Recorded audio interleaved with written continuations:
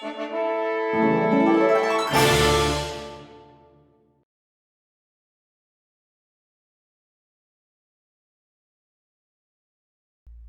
it's Jeff, and welcome to another Sibelius 7 video. Today we're going to take a slightly different approach. I wanted to talk about writing for timpani, kettle drums. These are found in concert bands and orchestras, specifically writing for them in the educational setting. So here's a piece of mine that uses 4 timpani, and the tuning remains the same throughout.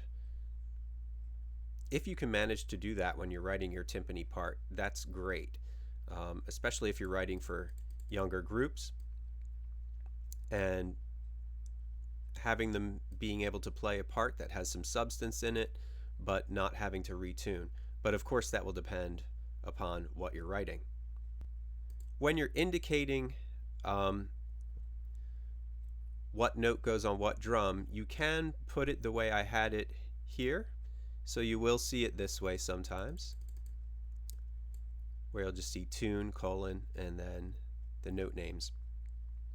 So I'll do it that way. Sometimes I'll also do it this way. I'll put the sizes of the drums. Typically we have 4 drums, and then I label them as to what note goes on what drum. Now in this piece there is a tuning change, which happens on the second page. Here we go. So at bar 36 we have a tuning change, and again I like to put it in a box. Now if you're writing for a really professional group like a symphony orchestra, you may not need to put these tuning changes. The timpanist would figure them out on their own. But if you're writing for an educational setting like school bands, or you're writing for a community band, that timpanist is probably going to really appreciate that you took the time to put that in there. So I use the box text in this case to create my tuning change. You could also use technique text. Now if you really want to get fancy, you can even put in a diagram of the drums. And of course, here in the United States, we have, most of the time, we have the lowest drum to the left, and then they get smaller as you go to the right. Different countries do it different ways.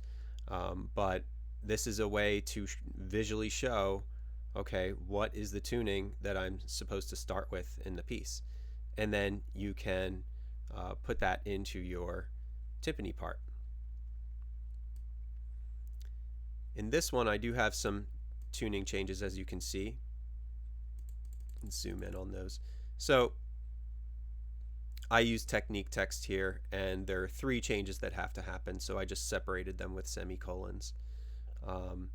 So all of the ways that I'm showing you are ways that I've seen before in published pieces, and as someone who writes in the educational world myself and arranges, I can tell you that this is pretty common. Again, it really depends on who your audience is, but if you give some information about what you want with regard to tuning, and you give the timpanist time to make those tuning changes during the piece, that's very good. The last thing I want to mention is to make sure that you know your ranges of the different drums. Again, the 4 most common are the 32-inch, 29, 26, and 23. So the 32 is the D below the staff and bass clef, up a perfect fifth to A. Then the 29, we have the F sitting right below the bass clef staff, up a perfect fifth to C. Then the 26th, we have the B flat on the second line and bass clef, up a perfect fifth to F.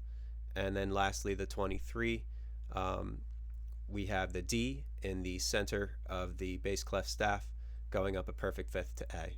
So I like to think of it as a B flat chord in first inversion that begins below the staff. That'll give you the lower range of the drums.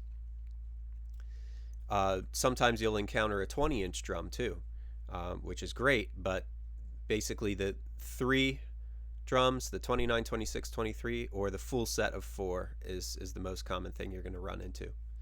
So, anyway, I hope this was helpful. Just a little bit of a departure from the usual technical Sibelius videos that I do, just to talk about writing for timpani, kettle drums, one of my favorite percussion instruments, and one that adds so much to concert band music and orchestra music.